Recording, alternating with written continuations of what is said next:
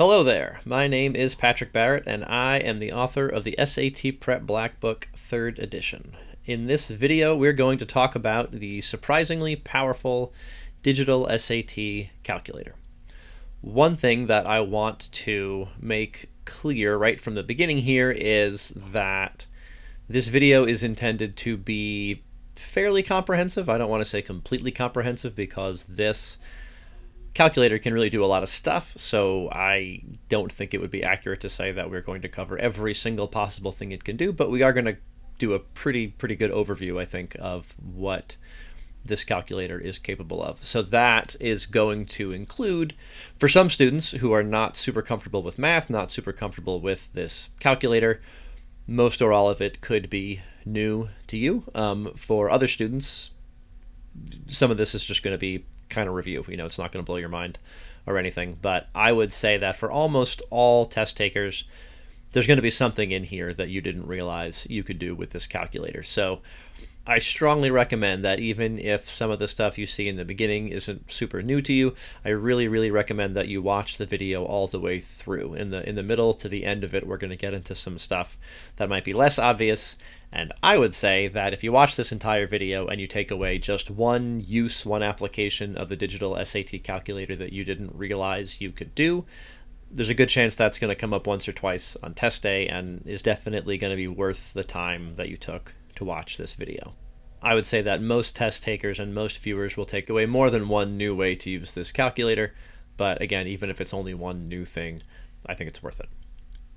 One more thing I want to cover real quick before we dive into the actual calculator training is a brief discussion of the history of using a calculator on the SAT.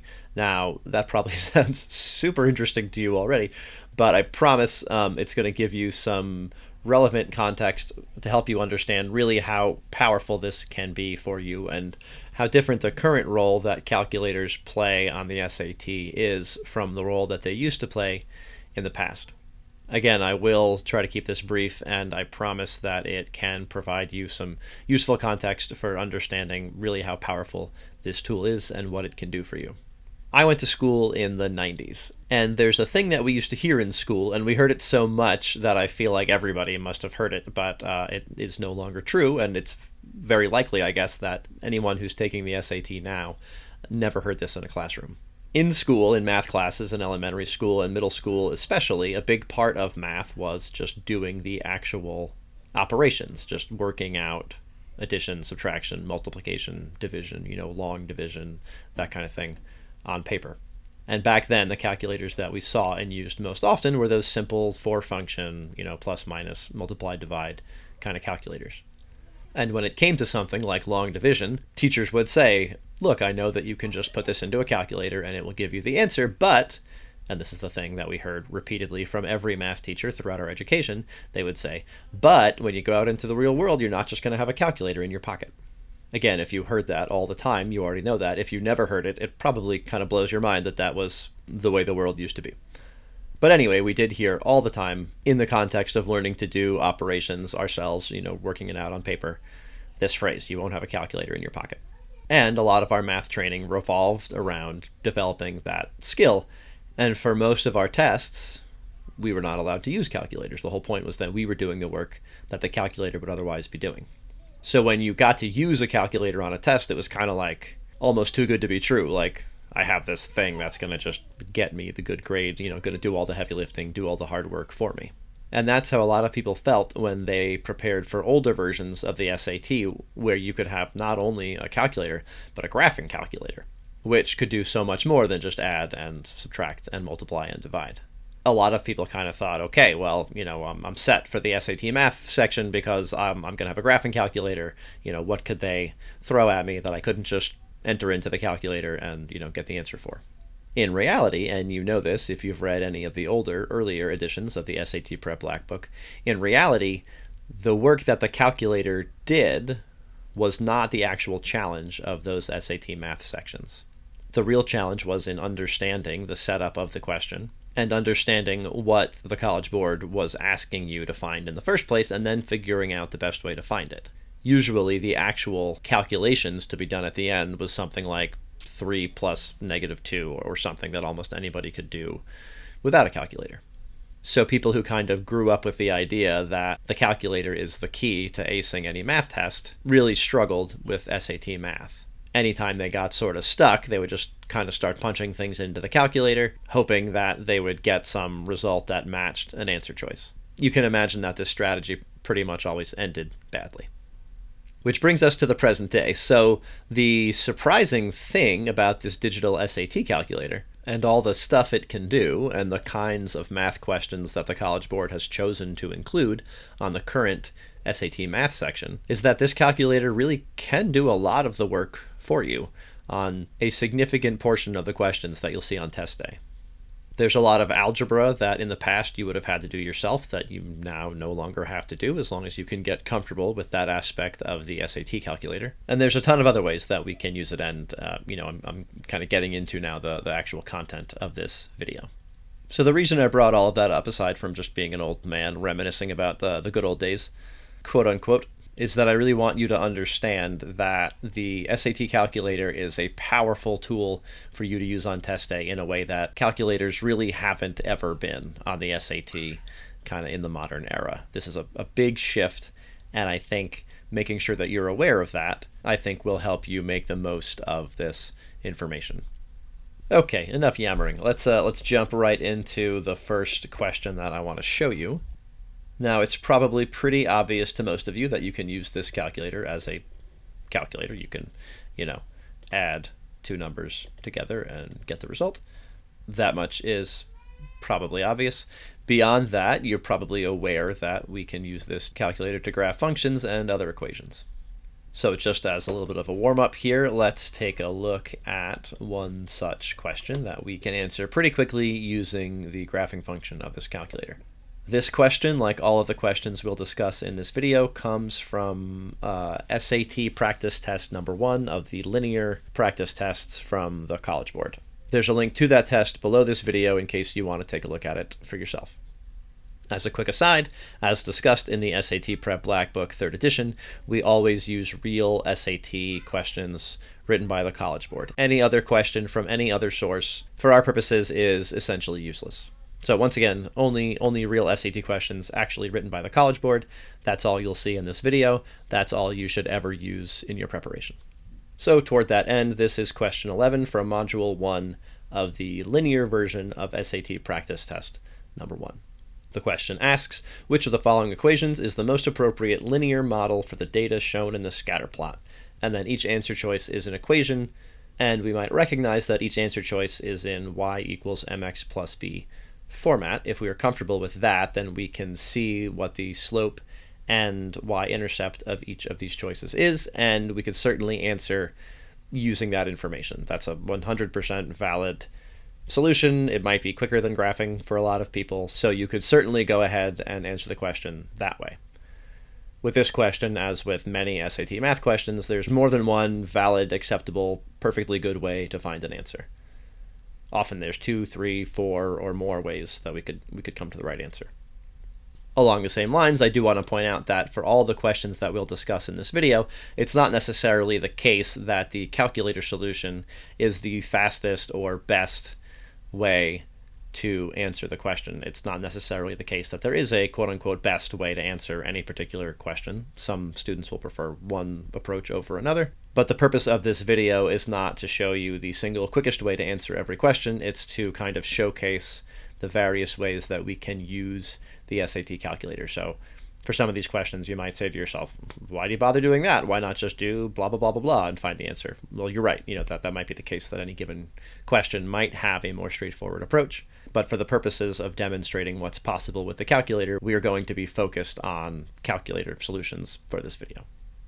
Jumping back into question 11, one way that we can answer this question is by simply typing in each equation from the answer choices and then checking the results against the provided scatter plot.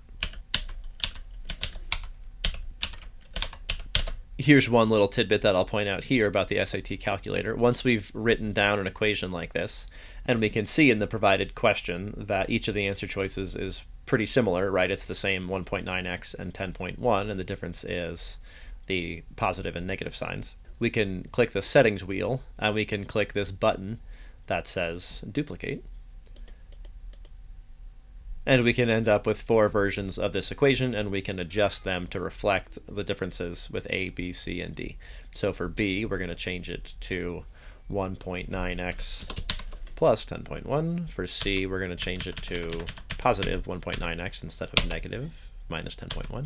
And then for D, number 4 here, we're going to change it to positive 1.9x plus 10.1. One thing that we do need to keep in mind if we're going to use this duplicate button is that we make the appropriate changes to the resulting equations. Obviously, any approach that relies on checking out each answer choice is going to fail if we don't accurately reproduce each answer choice over here in the calculator. So we just do a quick double check. For A, it's negative 1.9x and negative 10.1, yes.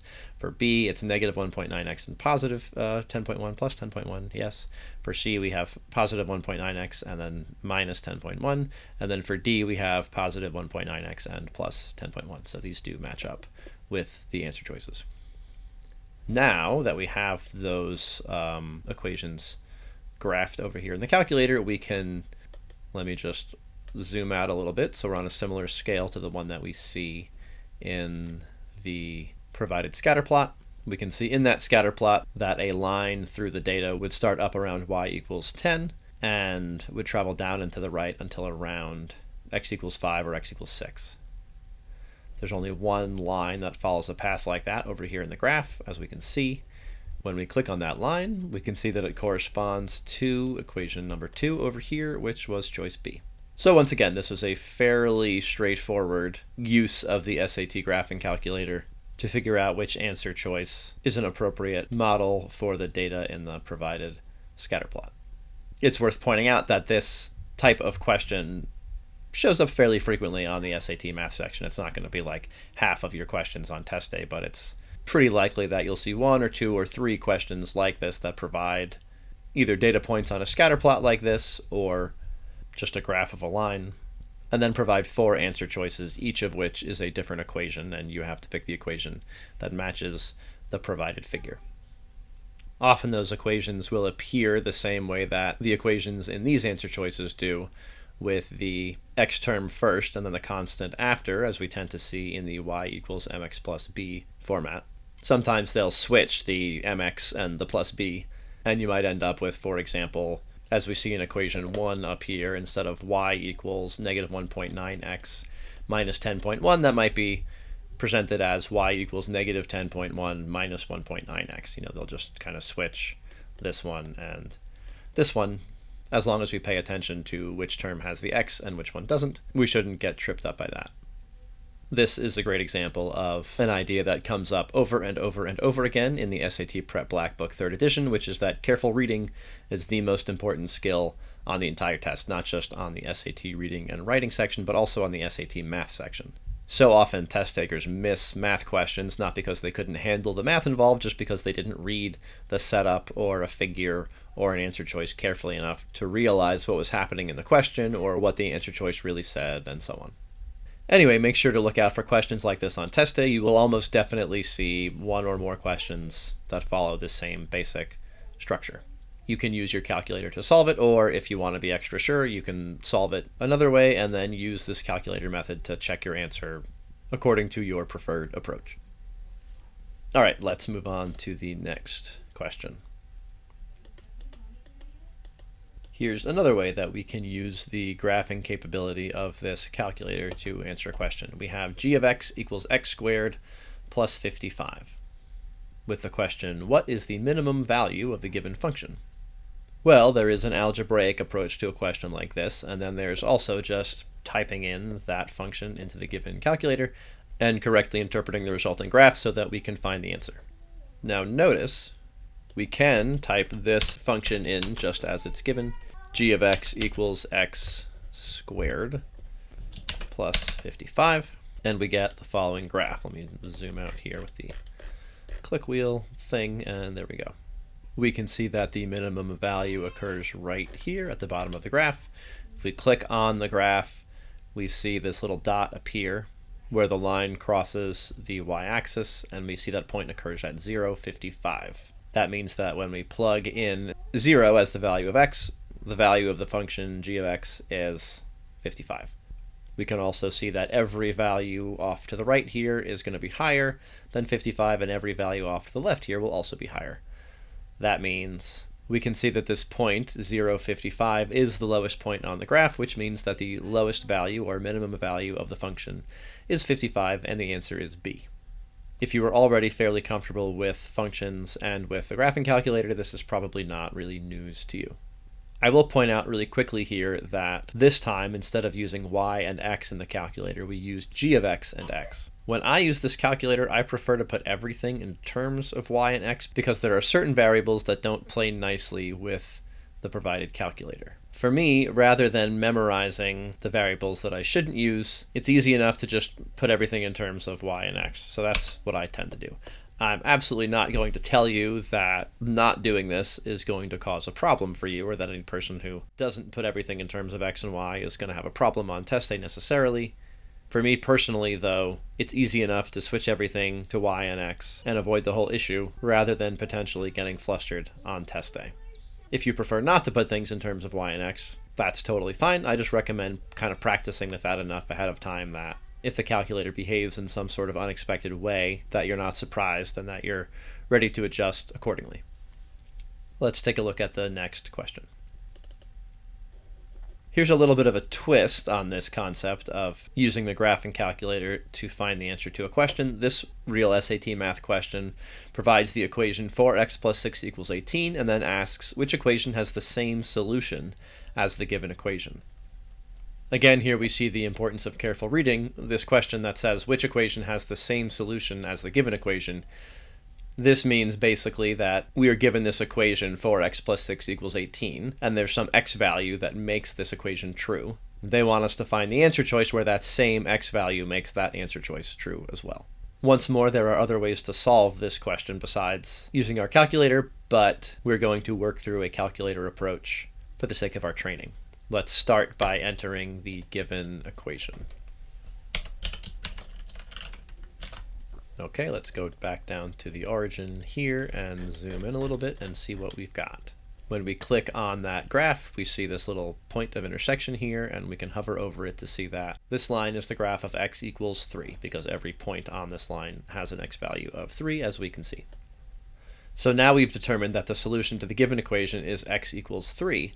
Some test takers will jump right down to D, where it says something, something, something equal to 3, and go, oh, that must be it, right? We just found that x equals 3 is a solution to the given equation, so the answer choice that sets something equal to 3 must be correct. But D is not the right answer, because D does not say x equals 3, D says 4x equals 3, which does not match up with what we found when we graphed the given equation. What we can do now to find the right answer is to graph each of the answer choices and find which one produces that same x equals 3 solution that we saw for the given equation. Once more, I'm going to use that duplicate button from the settings. First, I'll enter 4x equals, since each answer choice starts with 4x equals.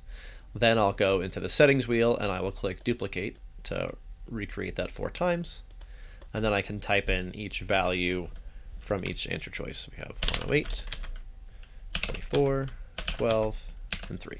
When we look at the result, we can see that each choice gave us a vertical line, and our job is to find the vertical line that matches the one produced when we graph the given equation. Let's start over here looking at equation number 2, 4x equals 108. We'll click on that. We can see that this line way over here to the right is highlighted. That's not the right one. This line over at x equals 27 is not the same as the line at x equals 3. Now I can click on this little Christmas ornament looking sine wave icon thing under 2, and now that line is gone. This can help me eliminate choice by choice if I'm checking which one meets the requirements of the prompt. Now let's look at the next one. If I click on this, we see this vertical line at x equals 6 is now highlighted. That's also not the value we're looking for. I'll click this little icon, and now that one is gone. Now down to 4x equals 12. When I click on that, this looks like that x equals 3 line that we're looking for, and we can confirm that by seeing that it contains this point 3, 0. Now we'll check the final one, 4x equals 3. This one is a vertical line at x equals a little less than 1. We can hover over it to see that it's at x equals 3/4. We can get rid of that line as well. Now we're left with only the right answer. We click on that again, we can see that it's at 4x equals 3. If we click to remove that line, we see that underneath it is that line that we're trying to match. This is definitely the right answer. Again, I know that a lot of you could have answered this choice without using this technique, but using techniques like this on easier questions can help us get more comfortable with applying them to the harder questions, which we will take a look at later in this video. Now let's move on to the next one. Now we have a question involving a system of equations, which we will certainly see on test day. We are given those two equations, and then the prompt tells us the solution to the given system of equations is x, y. What is the value of x?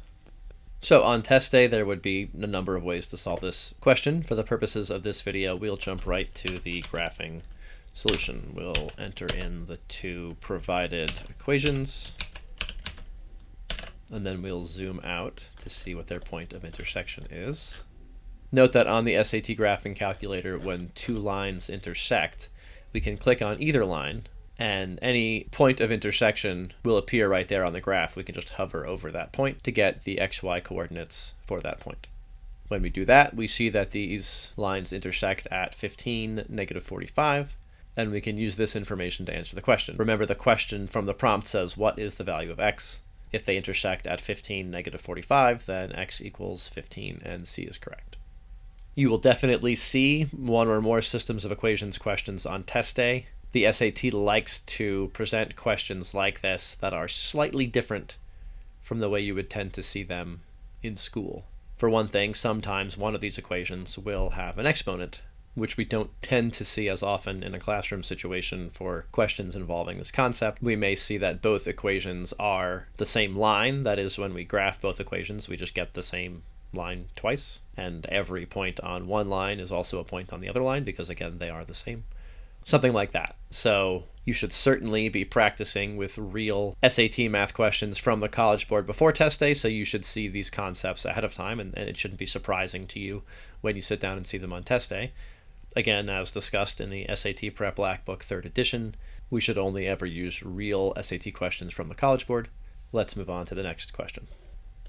Here we have number 4 from Module 1. This question says the function g is defined by g of x equals x squared plus 9, and then says for which value of x is g of x equal to 25.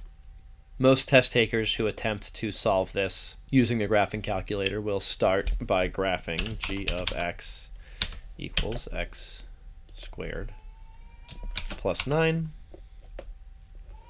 Then they might kind of take a look at this graph and think, okay, g of x equals 25, that's the same as y equals 25, that's going to be a horizontal line at y equals 25, so let me just see, there should be a point on this parabola with a y value of 25, and I got to find the corresponding x value. Okay, looks like it's going to be 4, 25. That's one way to do this. Another way is going to be using this settings wheel again. This other button that we have not used yet is the Create Table button, which gives us a table of values. This is another cool tool that we can use on test day and in our practice, where we can just enter an x value in. Well, it starts out populated with a few x values, but we can enter our own values in. Again, the question asks for which value of x is g of x equal to 25, and then we are given 4 answer choices, 4, 5, 9, and 13. So let's go ahead and enter those in here, 4, 5, 9, and 13.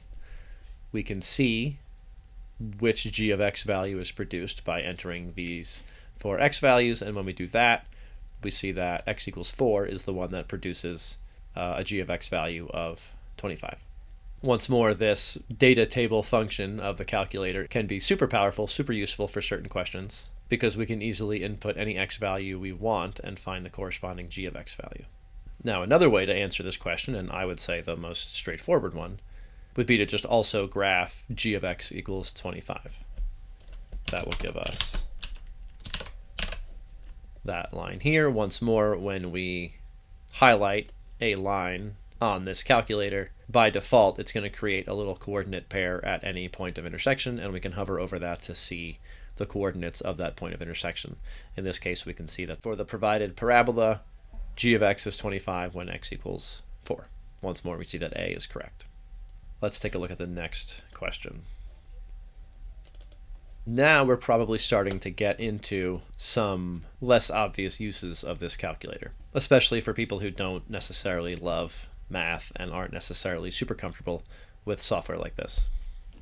This question gives us the equation z squared plus 10z minus 24 equals 0, and asks, what is one of the solutions to the given equation? This question has no answer choices, so we can't just plug something in and find out that way. And in a math classroom, and certainly in the College Board's official explanation for this question, the quote-unquote correct or recommended way to attack this question is going to be to factor the provided equation and then use those factors to find the solutions to this equation. And that can certainly work. But it does require you to do some reverse foiling and some algebra, which isn't the end of the world, but which most people probably would prefer to avoid if they have the choice.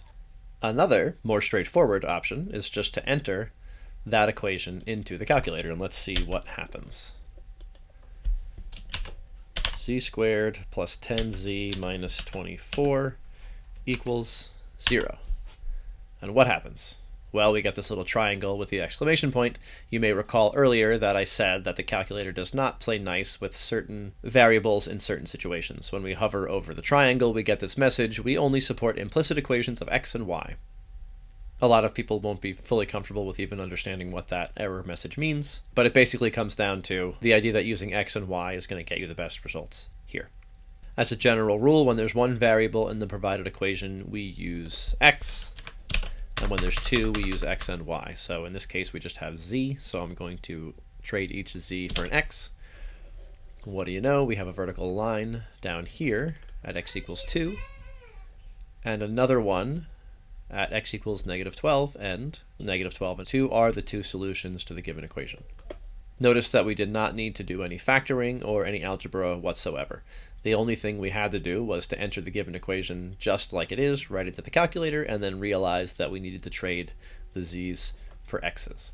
Because the prompt asks what is one of the solutions to the given equation, either negative 12 or 2 is going to be the right answer here. Sometimes the prompt will say, what is the negative solution, or what is the positive solution, or what is the solution that's greater than negative 3, or something like that. In this case, either solution works. Cool, so now let's move on to the next question. Now here's another question where it might not be immediately obvious how we can use the graphing calculator to find the answer. Let's dive right in and see what happens here. The prompt for this question says, which expression is equivalent to 6x to the 8th y squared plus 12x squared y squared? And we're going to start by just entering that provided expression into the calculator, even if we're not totally sure yet what we're going to end up doing with it. To be clear, I know what we're going to end up doing with it, but to kind of recreate a test day situation, sometimes, even if we don't know yet how we're going to end up solving a question, we can take a couple of kind of exploratory steps to make progress toward our eventual solution. So from that perspective, let's put in this expression. When we enter that, we don't see anything at all, right? Because this is not an equation, this is just an expression. There's no equals sign over there. The little error thing says, try adding an equals sign to turn this into an equation. Good advice. So we might think, okay, well, what if we just set this equal to 0, for example? All right, well, now there is a line there at x equals 0. When we look back at the given expression, we can see this kind of makes sense because we have one term, which involves multiplying by 0, added to another term, which involves multiplying by 0. When x equals 0, both of these terms will equal 0, and this equation will be true. If we check the answer choices, we'll notice that each one of those will also result in a value of 0 when x equals 0, because each answer choice is a bunch of things multiplied together, and one of those things involves an x. So if we have 0 multiplied by a bunch of stuff, the result will be 0. This might seem like a dead end at first, but for the sake of the training in this video, let's think a little more about how we could still use the calculator to find the right answer here. Now, what if we set this equation equal to 1 instead of 0? Then we get something different. We no longer have this horizontal line at x equals 0, now we have this other graph. Again, for the sake of our training, let's go ahead and think about how we could check the other answer choices here.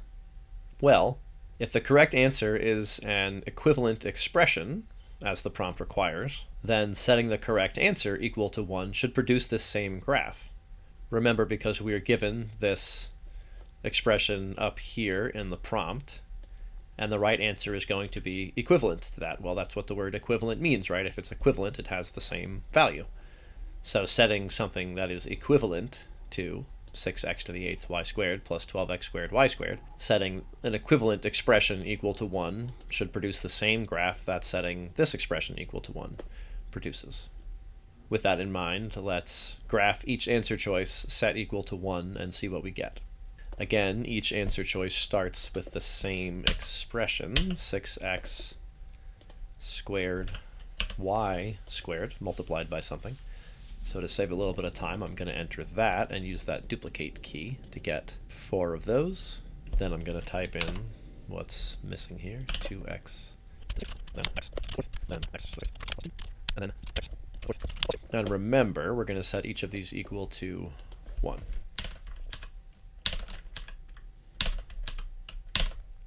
As we mentioned earlier, the whole idea of using this calculator successfully falls apart if we're not entering in these expressions accurately. So we'll take one quick second to double check each one. A is 6x squared y squared times 2x to the 6th, okay.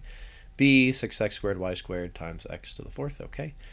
C, number 4 here, 6x squared y squared times x to the 6th plus 2, okay. And then 6x squared y squared times x to the 4th plus 2, all right. So we have entered each of these in here accurately, and we've set each one equal to 1. Let's click on the equation we created using the given expression up here. That's that graph in green. I'll go ahead and zoom in a little bit here. And we want the choice that matches this green graph. So we'll click on the graph that corresponds to the expression in choice A. When we do that, let's see what happens here. Okay, the graph that is blinking out of existence does not correspond to the green graph from choice 1, so we'll leave that one kind of turned off. Now let's click on the next one to highlight the next function. That's not the one we're looking for either. We'll leave this one turned off. Now let's check the graph that corresponds to the expression from C. When we do that, we might notice, these two graphs are very close to each other, but if we zoom in, we can see that turning off the graph that corresponds to answer choice C reveals this green graph that corresponds to the given equation. So C is looking like it's correct. Let's leave that one there. And then we have the one that corresponds to D. When we remove the graph of this line, we can see that it does not correspond to the graph we made using the given expression. When we're down to that first graph and then the graph we made using the expression in choice C, we can kind of click this one on and off, and we can see that this lays right over the graph that we made with the given expression, which means that C is correct. Cool, so let's take a look at the next question that we'll be reviewing in this training. One more thing I want to point out right here, we have this home button up here near the top right, and when we click on that, we end up back in this. Here, I'll drag away so you can see it again. The home button, when you hover over it, says default viewport. You click on that and you get back here with 0, 0 in the center of your screen, zoomed in at this level, which is going to be pretty appropriate for most solutions you'll be doing. Anyway, number 23 says, what is the diameter of the circle in the xy plane with equation x minus 5 expression squared plus y minus 3 expression squared equals 16? This is a great example of a question that you could answer using algebra or using your understanding of the standard equation for a circle. There's nothing wrong with answering this question in either of those ways, but we could also be pretty rusty when it comes to circles. If we just know the meaning of the word diameter and we know enough to enter this equation into our calculator, we can answer the question that way pretty quickly.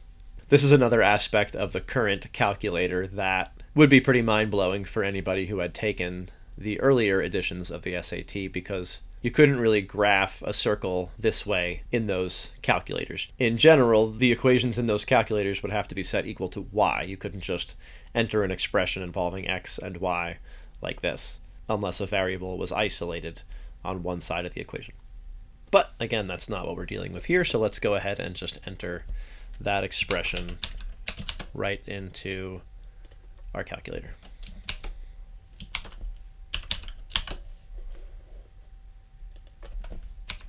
Real quick, we'll double check that we've done it correctly. The provided equation is x minus 5 expression squared, okay, plus y minus 3 expression squared, okay, equals 16. And this circle is the result of graphing that equation. We double check the prompt, which asks for the diameter of this circle. The diameter of a circle is the width of the circle, essentially. It's the length of a line drawn from one edge of the circle through the center of the circle to the far edge of that circle. We can also think of it as the longest straight line we can draw through a circle. Anyway, if we know any of those definitions, we know that the diameter will stretch from this edge here at about 1, 3, straight across to this edge here at 9, 3. If we want to, we can just count these units. 1, 2, 3, 4, 5, 6, 7, 8. Or we can subtract the x value in 9, 3 from the x value here and get 9 minus 1, which tells us 8. Regardless, we can graph this circle and then get its diameter directly in this way and figure out that the answer is B. Now let's look at a little bit of a different circle question. This one says, a circle in the xy plane has a diameter with endpoints 2, 4, and 2, 14. An equation of this circle is x minus 2 squared plus y minus 9 squared equals r squared, where r is a positive constant. What is the value of r? Now, some people will look at this question right away and say, okay, there's an equation here with 3 variables. We have x, y, and r. How are we going to put that into this calculator to find the answer? And I would say to you, just hold on a second, I'm getting there. So for this question, we're going to use a functionality we have not used yet, which is that we can graph points as well as equations in this calculator. So we have endpoints 2, 4, and 2, 14. So let's just put that in here, 2, 4, and then 2, 14. Here we have these points 2, 4, and 2, 14. We have the option to label the points if we'd like to. For some questions, that's going to be more relevant than for other ones. For our purposes, the labels aren't so important. We just need to make sure that we end up with a circle whose diameter has these endpoints. Now, let's go ahead and enter the equation for the circle that we are provided with. Okay, so that's x minus 2 expression squared plus y minus 9 expression squared. And let's see what happens when we enter in equals r squared. So here we have this option, add slider. There's a couple of ways we can proceed from here. You can use this slider, and basically what that means is you have this r in this equation, and when you slide the slider to, for example, r equals 1, you'll see the result when r in this equation equals 1. In other words, when the slider is set to r equals 1, we're seeing x minus 2 expression squared plus y minus 9 expression squared equals 1 squared. When I slide the slider over to 2, now we see, this green circle here is the graph of x minus 2 expression squared plus y minus 9 expression squared equals 2 squared. Remember that the prompt asks us for the circle whose diameter has those given endpoints, so in this instance we're going to keep sliding this over till the circle goes through those endpoints, and we see that happens when r equals 5. Now we know that when r equals 5, this green circle has a diameter with the given endpoints, just as the prompt requires, which means 5 is the right answer. Notice that the prompt says where r is a positive constant. You might think, well, what if r was negative 5? R squared would still be the same value. Well, the prompt specifies that r is a positive constant, so we don't need to worry about that. Again, that's the way to find the answer using the slider. Some people will feel a little funny about that, a little intimidated by this extra functionality. If that's the case, you can get rid of that slider. You can simply delete the r, and you can just kind of try in different values for r. And when you do that, it's the same result ultimately. We can see that when we plug in 5 for r, we get that circle that has the given endpoints from the prompt. Again, the outcome is the same. It's just a matter of figuring out what you're comfortable with. Cool. Now let's move on to the next question.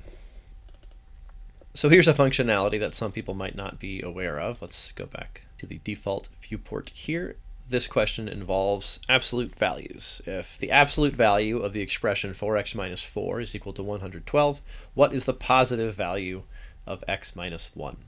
Okay, so with that in mind, we're going to open up our little keyboard thing down here, and we might notice we have this A inside of absolute value brackets. So let's go ahead and click that, and then we get one of those brackets. Now let's enter 4x minus 4.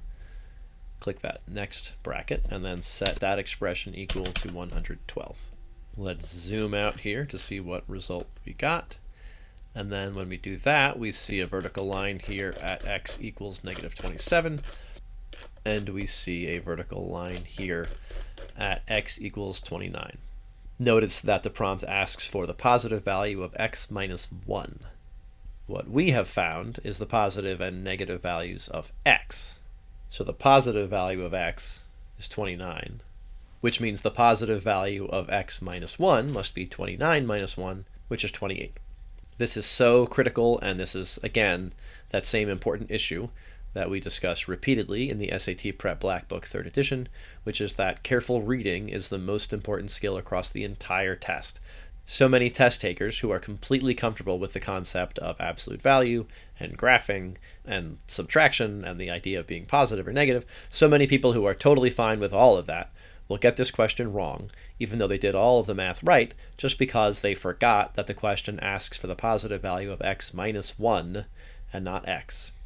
They'll find the positive value of x is 29, they'll enter that, and then they'll move on, and they'll get it wrong. When that happens, it's not a math issue, it's a reading issue and a test-taking skills issue. Before we mark an answer down, we need to double check what the question was even asking for, and we need to verify that the answer we're providing is the answer that we were asked for. In this case, if we found ourselves about to mark down the positive value of x, and then we checked the prompt and saw that it wanted the positive value of x minus 1, we would have a chance to correct our mistake.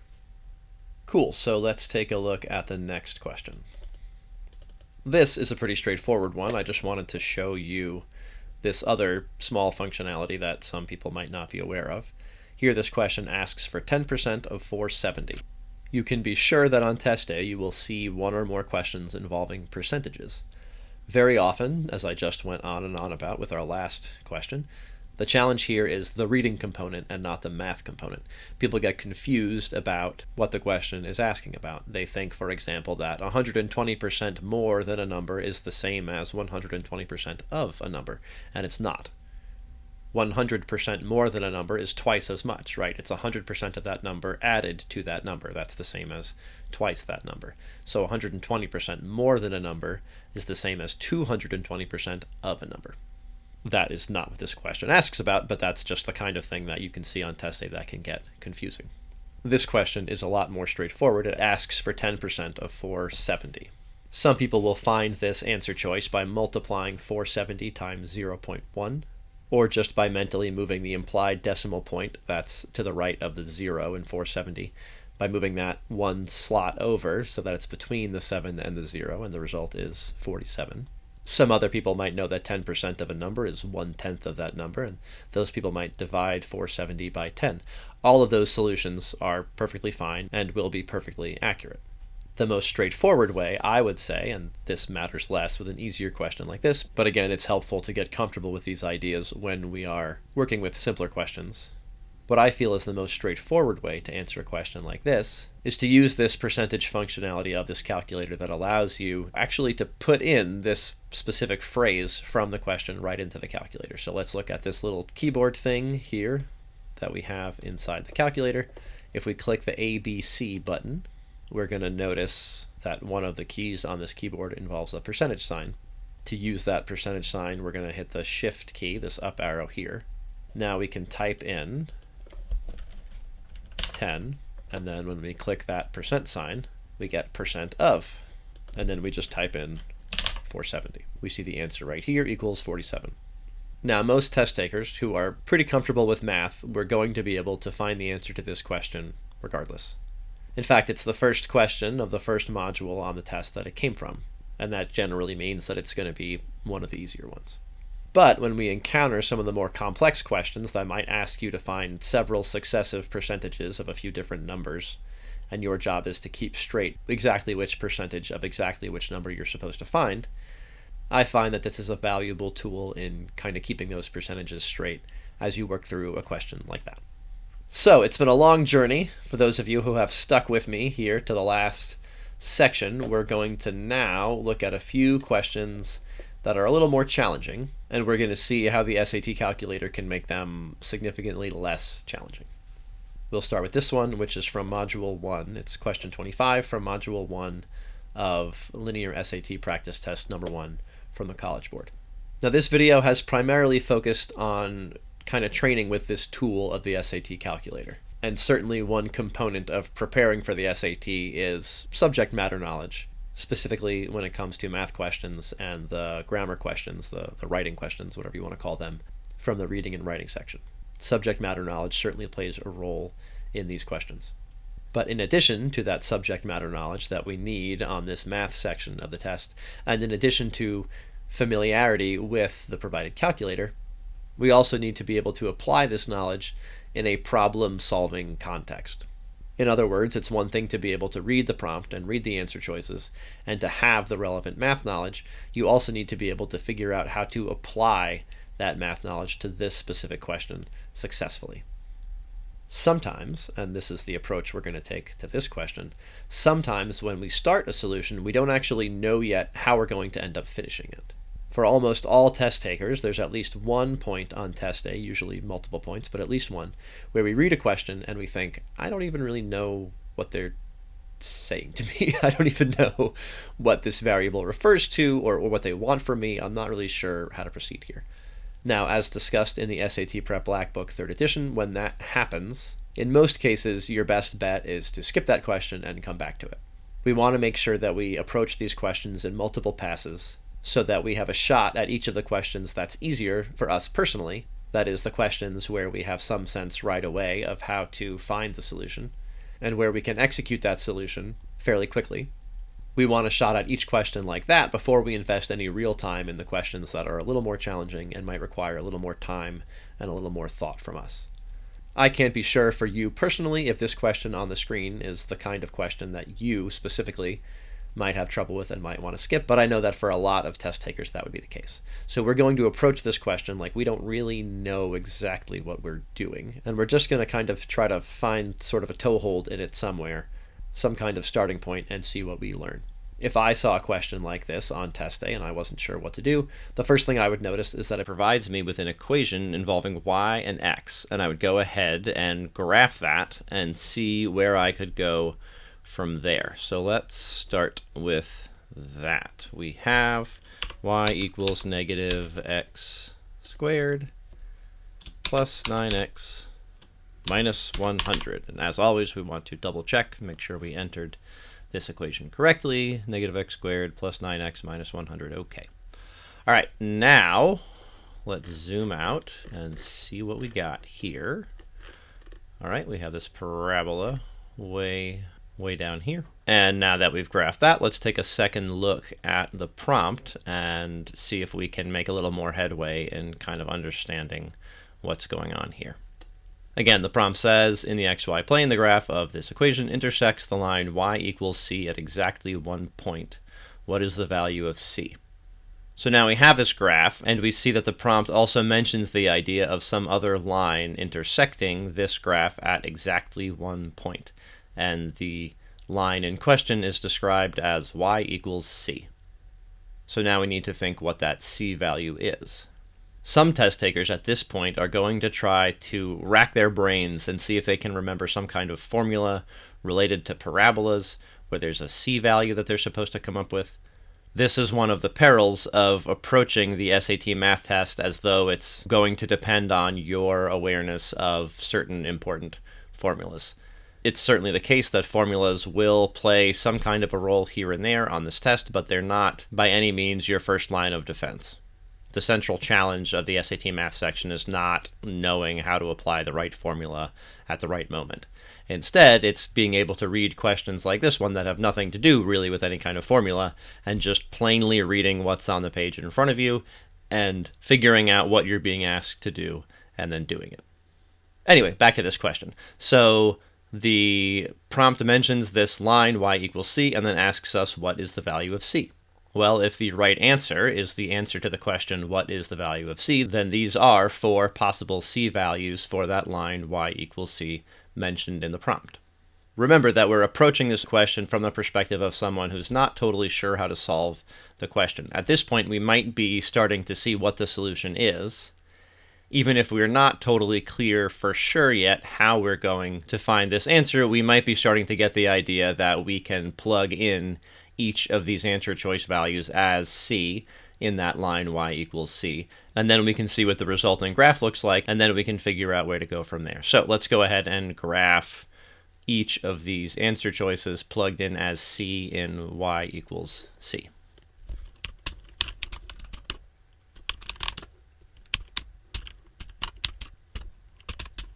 As I mentioned before, we always want to remember to be careful and double check whatever we put into this calculator to make sure it matches what we're given.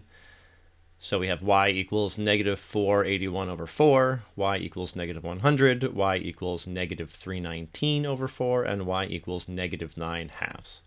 Let's check back in with this prompt one more time, which mentions this idea of the line y equals c intersecting that parabola at, quote, exactly 1 point. Now that we see the graphs that we produced, we can see that these horizontal lines intersect that parabola. Well, some of them do anyway. Let's take a look at them one by one and see what we end up with. First up here, we have y equals negative 481 over 4. That's this black line. When we zoom in, we see that the black line intersects the parabola at 2 points. That's not exactly 1 point, so we can click and get rid of that black line. Now let's look at the next one, y equals negative 100. This line has the same issue as the one we just considered. It intersects the parabola at 2 points, so that also does not satisfy the requirements in the prompt. Let's keep moving. The third choice here, y equals negative 319 over 4. Well, if we look at this one, we can see, sure enough, that intersects the parabola at exactly 1 point, right? This vertex, highest value, maximum value thing right here intersects that blue line at 1 point. So that looks good. Let's just check the green line as well for the sake of completeness and the sake of our training. If we do that, we can see this green line way up here does not intersect the parabola at all. So that is not going to be the right answer. Now that we've checked everything, we can see that choice C, negative 319 over 4, is the value of C that the prompt asks for, because when y equals negative 319 over 4, that line intersects the graph of that given equation at exactly 1 point, just as the prompt requires. Let me point out a couple of things really quickly before we move on here. One thing we haven't really discussed yet is how in this calculator we do have the option to change the color of these lines. Sometimes that can be handy if you're trying to avoid mixing up which equation matches which line on the graph. We can change the color by clicking on that setting wheel, then clicking the color next to the equation, and then we can go through and pick whatever color we would like that line to be. You're not going to need to do that on every single question, but it certainly can be a useful thing to be aware of. I also want to point out to you, as an example of the importance of noticing little details like minus signs and that sort of thing, here's what happens if we go back to that original equation. Imagine that we didn't notice the negative sign before that x squared, or even if we noticed it, we just didn't manage to enter it, and we didn't double check and catch our mistake. Here's what happens. Now that parabola is upside down, and now it looks like this black line, y equals negative 481 over 4, would be the correct answer. So we can see that someone could potentially understand this question completely, know how to solve it, and execute that solution almost perfectly, but then just leave out that one minus sign and not realize it, and then end up getting the question wrong. Now, one more thing that I want to point out, and this goes toward kind of understanding how the College Board creates these SAT math questions and what makes them different from the math questions you tend to see in a classroom setting. So let's look at this prompt one more time. A lot of times what makes these SAT math questions more difficult is their presentation. The basic math idea in here is that we have this one equation of a line, and then we're asked about another line that intersects this first equation at 1 point. Imagine how different this question would be if it just provided the equation y equals negative x squared plus 9x minus 100, and then said, which of the lines below intersects the graph of this equation at exactly 1 point? And then imagine that each answer choice, instead of being a numerical value, imagine that each answer choice was just these equations from these lines that we graphed. In other words, imagine that a, instead of being negative 481 over 4, imagine that a was y equals negative 481 over 4. Instead of b being negative 100, imagine that b was y equals negative 100, and so on. Imagine how different that question would be, right? In that case, they would be plainly providing you with this equation, and then they would be saying, just pick the line below that intersects this equation at exactly 1 point. That would be a much more straightforward question that a lot more students would be completely comfortable with, and a lot more of them would know, as soon as they read it, how to go about solving it. What makes this question a lot trickier than that is that the College Board kind of injects this idea. They figure out a way to add another variable into the question. They say, this equation intersects the line y equals c at exactly 1 point. And for a lot of test takers, as soon as we go from having just x and y, so now we're talking about some other variable c, as I mentioned earlier, that might make some test takers start to think, okay, there must be some formula that I'm forgetting about that I'm supposed to use here. Even if they don't think that, a lot of people get a little nervous when you add a third variable into the discussion. So this idea of mentioning a line y equals c and then telling you to find the value of c will throw a lot of people off. And that's the real challenge in this question. It's not really the math ideas in here. A lot of SAT test takers will be fairly comfortable with the math ideas that are in here. We're just graphing one line and then figuring out which other line intersects that equation at 1 point. That doesn't sound too tough until the College Board figures out kind of a weird way to ask you that question, and then it starts to get tricky. I do want to point out that in our solution here, in a sense, we almost didn't really do any math in the way that we normally think about it, right? We didn't add or subtract anything. We didn't manipulate any algebraic expression. We didn't factor anything. All we did was read the prompt carefully, graph that given equation, figure out what the question meant, figured out that it might make sense to plug in each of the given values for c in that line y equals c, and then realized, once we saw the results, hey, one of these choices does intersect that given equation at exactly 1 point, just like the prompt says. That must be the right answer. It's also worth noting that we did have a parabola here. We did end up finding that the right answer is the one that intersects the parabola at the vertex here, at the maximum value, but we didn't actually need to know any of those words to get this right? We didn't need to know the word parabola. We didn't need to know vertex, maximum value. We certainly didn't need to know any special formula for finding the vertex of a parabola. None of that came into play here at all. The only thing we had to do was know what it means when two things intersect at 1 point and know how to enter these graphs into our calculator. I know I'm harping on this, and it might sound like I'm kind of going on a bit more than I need to, but so many students approached this part of the test with this formal kind of classroom mindset, and they want to memorize a list of formulas, and certainly there is subject matter knowledge that you have to have for this part of the test. But a lot of the easiest, quickest, most straightforward solutions are going to be a lot less formal, and they're not going to require you to do a lot of this classroom math. If you look at the College Board's official explanations for its own questions, you'll find a whole lot of algebra and almost no instances of taking advantage of this incredibly powerful graphing calculator that can do so much of the work for you if you can just learn how to use it properly. Anyway, I'll get off my soapbox. Once more, this is the kind of question where a lot of test takers are going to read it, and they're not even really going to know for sure how to get started, but we were able to find something to graph. Once we saw that graph, we were able to kind of check back in with the prompt, notice this idea of the intersecting line at y equals c, and proceed step by step from there. And ultimately, we were able to find the answer choice that satisfies the requirements of the prompt. Okay, let's see if we can make the same kind of thing happen for the next question. This next question provides the equation x squared minus 34x plus c equals 0. It says, in the given equation, c is a constant. The equation has no real solutions. If c is greater than n, what is the least possible value of n. So this is going to be confusing for a lot of people because we have this given equation with x and c, and then the prompt also mentions n, and we don't have any answer choices that we can plug in. For me, if it's test A and I see this, and if I'm not really sure what to do, I'm going to start by graphing x squared minus 34x plus c equals 0. When I do that, we get this little triangle that always gives us bad news, right? We only support implicit equations of x and y. So let's look back at the prompt and see what we know about c. The prompt says that c is a constant. That means that it's not functioning as a variable in this equation. C is some value like 3 or 17 or negative 10 million or whatever. And in this question, we don't know what the value of c is.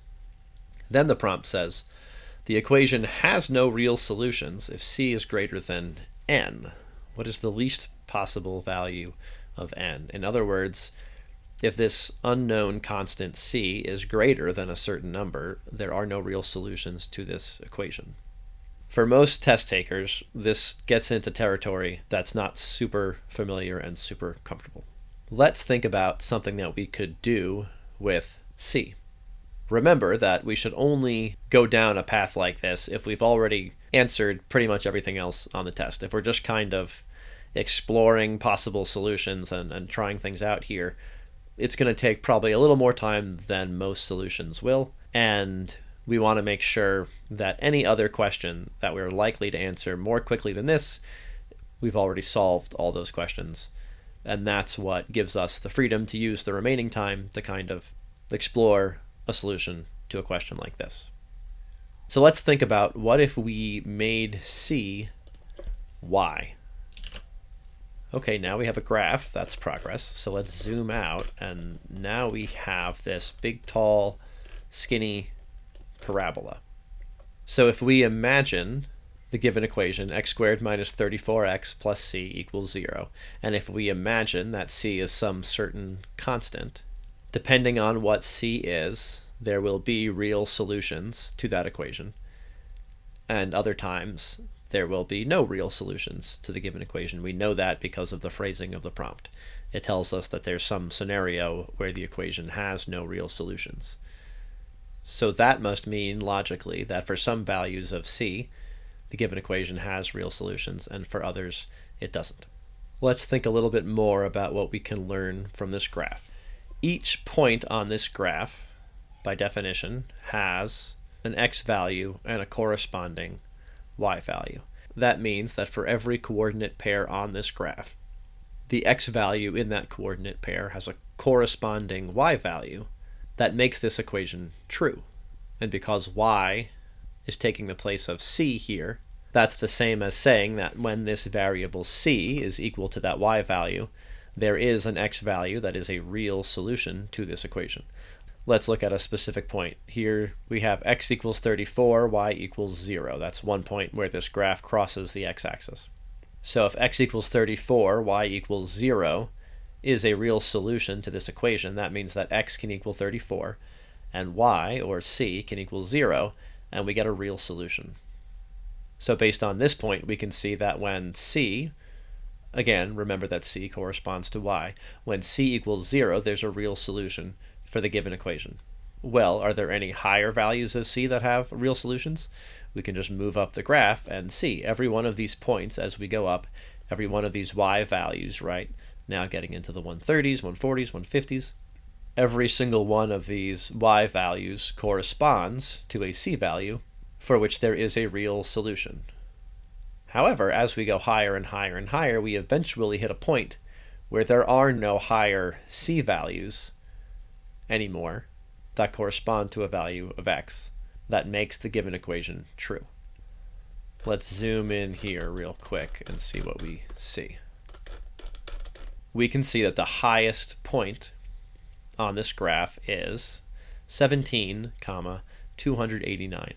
In other words, when x is 17, y, which corresponds to c, is equal to 289. So the highest possible c value that will produce a real solution is 289. This question, again, mentions the idea that the equation, quote, has no real solutions if c is greater than n, if c is greater than a certain number n. Well, if c is greater than 289, there are no points up here, right? There's no points on the graph where c is greater than 289, because as we approach that y value, we then drop off and start going down again. So the least possible value of n is 289, because we can see here that when c equals 289, once more, remember that the y value in our graph is taking the place of c. When c equals 289, there is a corresponding x value that is a real solution to this equation. But there is no c value that is greater than 289 that corresponds to such an x value. So if c is greater than n, if this y value is higher than 289, there is no real solution, as the prompt requires.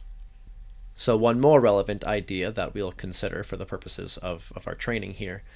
The second sentence in the prompt says, the equation has no real solutions if c is greater than n. Really, there's a number of n values where this is true. If n is greater than 291 or 292 or 300 or 500, right? If any line, any horizontal line above this highest point of this parabola, if we call that n, we can say that the equation has no real solutions if c is greater than that number, because basically if c is anything above this point here, there will be no real solutions. The prompt asks for the least possible value of n where this is the case. So that's going to be the lowest number where any c value higher than that number results in no real solutions. Because the highest c value that has a real solution is 289, then any value greater than 289 will have no real solutions. So again, if c is greater than 289, the equation has no real solutions as the prompt requires, and 289 is the least possible value of n where this is true. If n was 288 or 288.5 or 287 or anything else below here, it would not be true that the equation has no real solutions when c is greater than that number, because it has solutions when c is as high as 289. If you kind of intuitively understood this question earlier on, you're probably wondering why I keep rephrasing this in different ways. For a lot of test takers, a question like this is not going to be intuitive, and I just want to make sure it's perfectly clear as possible, how we were able to answer this question. Now, we have one final question that we're going to look at. So let's do that. We're so close to the end, guys. You're doing great. I can barely stand to keep listening to me talking. I can't imagine how you're doing it, but keep up the good work. So here we have question 26 from this module of this test that we've been working on. That is the linear version of SAT practice test number 1 from the College Board. Once more, only ever use real SAT questions from the College Board, as we discuss thoroughly in the SAT Prep Black Book 3rd edition. So this question gives us 2 equations and then says, for each real number r, which of the following points lies on the graph of each equation in the xy plane for the given system? And then each answer choice is a coordinate pair that involves the variable r. There are a couple of different ways, actually, that we can use the calculator to answer this question. I'm going to show you the one that I think is the most straightforward. If you want to have a super fun time at the end of this video, you can kind of poke around and see for yourself other possible solutions using the calculator. Let's start with graphing these provided equations. 2x plus 3y equals 7, and then 10x plus 15y equals 35. And I neglected to include an equal sign because I've been recording this video for so long that I am not in top form currently. So anyway, back to the origin here. We have this line. Now we'll notice if we zoom out, we only see one line here. So that is curious. And if we take a look back at these provided equations, if we click off that sort of coral colored graph, we see the other black graph underneath. So this is kind of weird and not the sort of thing that we would typically see in a classroom situation, which at this point is something we should expect on the SAT math section. But we can see that both of these lines are the same line, right? This is the same line expressed with 2 different equations.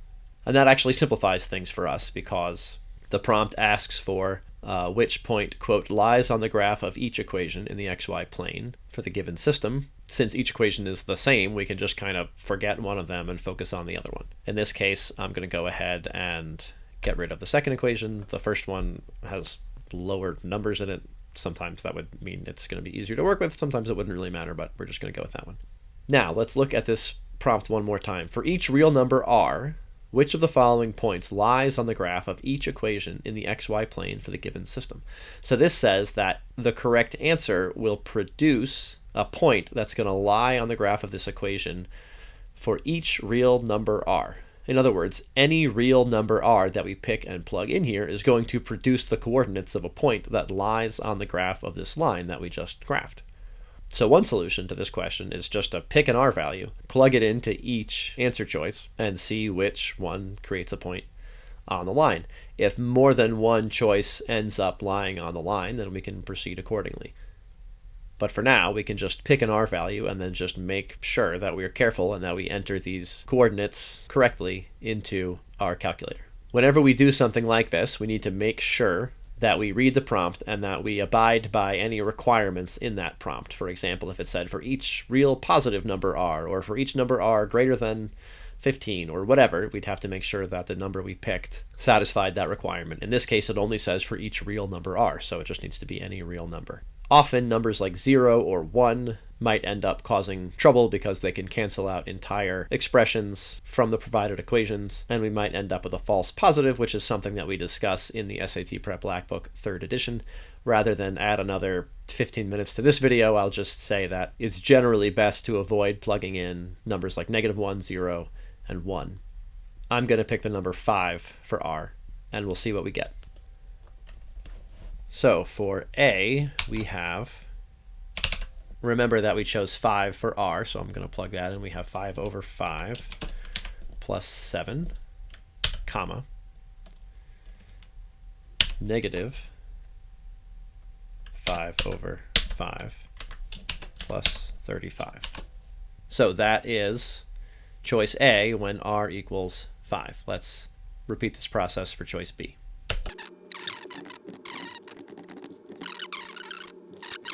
Okay, all right, so let's double check again. We have A, r over 5 plus 7, comma, negative r over 5 plus 35. All right, that looks good.